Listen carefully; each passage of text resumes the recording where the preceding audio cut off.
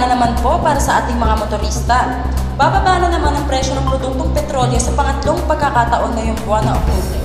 Narito si Jumika Solano para sa karagdagang balita. Sa magkahiwalay na pagdeklara, magbababa ng presyo ng petrolyo ang Petronas Oil, epektibo sa pagpatak ng hating gabi. Piso at 20 sentimo kada litro ng gasolina, piso at 55 sentimo bawat litro ng diesel, at piso at 60 sentimo naman kada litro ng kerosene. Wala pang formal na anunsyo ang ibang kumpanya ng petrolyo, ngunit inaasahan ding susunod sila sa pagbaba ng presyo.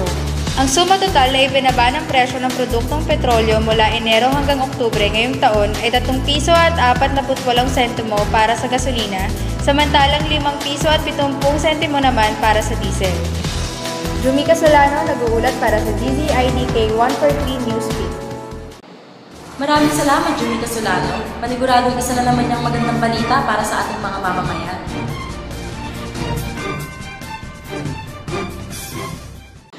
Para sa magandang resulta ng buhok, mag-Laxi shampoo na. Para kahit i-flip to the left at i-flip to the right ang buhok mo, mabango, bagsak, at shiny ang hair mo.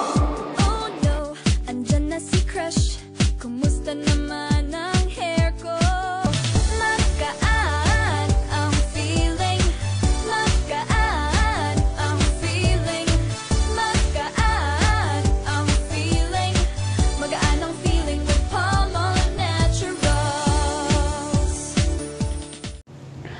Kung ikaw ay may diabetes, itanong sa iyong doktor ang tungkol sa pamamahala ng asukal sa iyong dugo, presyon ng iyong dugo, at iyong kolesterol para mas malusog at mas mahaba ang buhay. Tumawag sa pambansang programa sa edukasyon tungkol sa diabetes sa 1-800-483-5383 para sa karagdagang impormasyon.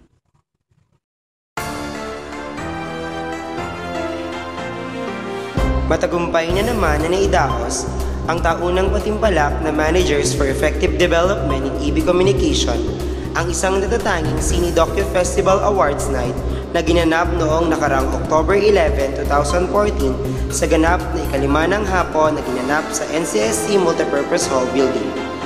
Kinilala ang Best Friend Kong si Tutor para sa short film category at ang IHAP bilang isang batang ina para naman sa documentary category sa nasabing parangal na iyon.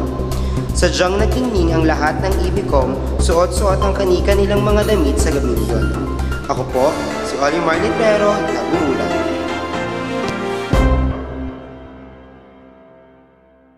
Maraming salamat, Olimar Librero. Sports Balita. Kobe Paras binansagan ng new Kobe Intact sa Los Angeles.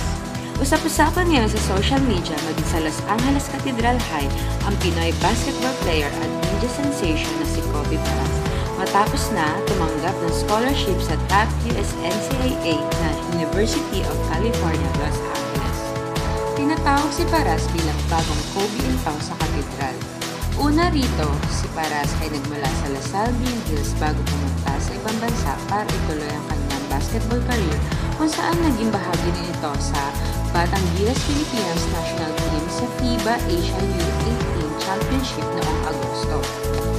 Ang 17 anyos na si Paras ay anak ng two-time PBA Most Valuable Player na si Benji Paras.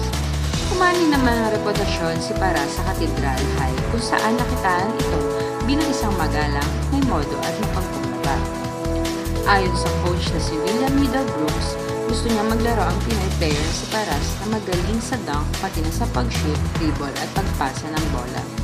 Susubukan naman umano ni Paras na magpakitang gilas sa larangan ng basketball maliban sa kanyang dunking skills.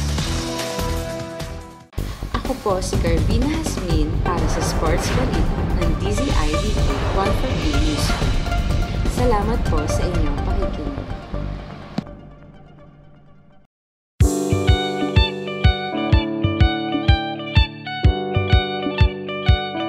Dry ba ang skin mo? Gumamit na ng Crystal Lotion. Sigurado malambot at makinis at magiging pak na pak ang kutis mo.